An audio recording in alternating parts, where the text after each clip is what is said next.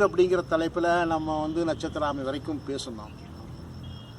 ஆனால் நமக்கு மாநிலத்தில் நமக்கு பாடமாக வந்த விலங்குகளை பற்றி எல்லாம் பேசணுமே அப்படின்னு உங்களுக்கு தோணலையா அப்படின்னு கேட்பீங்க நீங்கள். அது நம்ம பற்றி பேசணும். ஏன்னா நமக்கு மாநில மரமாக இருக்கிற பனையை பற்றி பேசணும். அப்புறம் மாநில விலங்காக இருக்கிற பறையாடுகளை பற்றி பேசணும். அப்புறம் மாநில பூவாக இருக்கிற செங்காந்தலை பற்றி பேசணும். மாநில பறவையாக இருக்கிற மரகத புறாவை பற்றி பேசணும். இந்த நாளை பற்றி பேசுகிற போது இன்னும் நமக்கு கொஞ்சம் கூடுதலான புரிதல் கிடைக்கும். நீங்கள் பார்க்காத ரெண்டு இருக்கும். இப்போ மாநில மரம் பனையை நீங்கள் நிறைய பேர் பார்த்துருப்பீங்க, பனையோடு வாழ்ந்துருப்பீங்க. நம்ம நினச்சா பனையை பார்த்துடலாம்.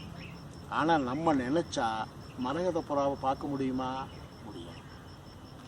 மரகத புறா எங்கே சார் இருக்கும்? இங்கே நிறைய புறா இருக்குது, இந்த நான் பார்க்குறேன், அதில் இந்த மரகத புறா காணமேன்னு எங்களுக்கு படும். இந்த மரகத புறா நம்ம மேற்கு தொடர்ச்சி மலையில் பசுமை மாறா காடுகளில் இருக்கு. என்ன பசுமை மாறா காடுன்னா என்னங்க அர்த்தம்? பசுமை மாறா காடு என்றால் அது எப்போதும் பசுமையாக இருப்பதற்கு தான் அது பசுமை மாறாமல் இருக்கிற ஒரு காடு.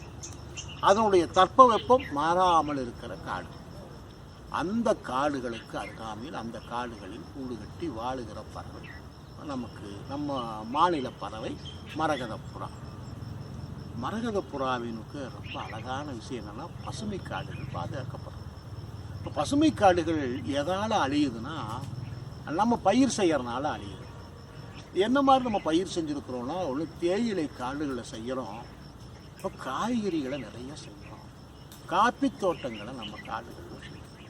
இப்போ இந்த பசுமை மாறா காடுகளுக்குள்ளே நம்ம காப்பி தோட்டம் போடுறது, தேயிலை தோட்டம் போடுறது, ஏலக்காய் போடுறது, இது மாதிரியான பணப்பயிர்களை போடுறதெல்லாம் இது என்ன நினைக்கணும், நம்ம மாநில பறவையான மரகத புறாவை கூட வாழ வைக்க முடியாமல் செஞ்சோம். ஆக மரகத புறா நமக்கு வெறும் மாநில பறவையாக அறிமுகப்படுத்தவில்லை. மாநில பறவையான அந்த புறா எப்போதும் காடுகளில் வாழ வேண்டும் என்பதற்காகத்தான் உங்களுக்கு மாநில பறவையாக மரகத புறா வைத்திருக்கிறோம். நீங்கள் என்ன பண்ணணும்? பெருசாகி மரகத புறா வாழ்வதற்குரிய அந்த பசுமை மாடா காடுகளை அழிய விடாமல் பாதுகாத்து நமக்கு என்ன கிடைக்கும்னா மழை. அது பசுமை மாறா காடுகளில் மரகத புறா வாழ்ந்தால் நமக்கு என்ன கிடைக்கும்? நல்ல மழை கிடைக்கும். மழை கிடைச்சா என்ன? பூரா நதி கீழே ஓடும். நதி கீழே ஓடுற என்னாகும்? நிலத்தடி நீர் மட்டும் மேலே. இப்போ என்னாகும்? நமக்கு தண்ணீர் கிடைக்கும். பாருங்கள், ஒரு புறா வாழ்கிற காட்டை பாதுகாத்தால் நமக்கு என்ன கிடைக்கும்? வருஷம் முழுக்க தண்ணி கிடைக்கும். அதுதான் மரகத புறாவின் பெருமையாக இருக்குது. பார்த்தீங்களா குழந்தைகளே? நீங்கள் உள்ளபடியே மரகத புறாவை பாதுகாத்தாலே போதும், நமக்கு மழை நீர் கிடைக்கும்.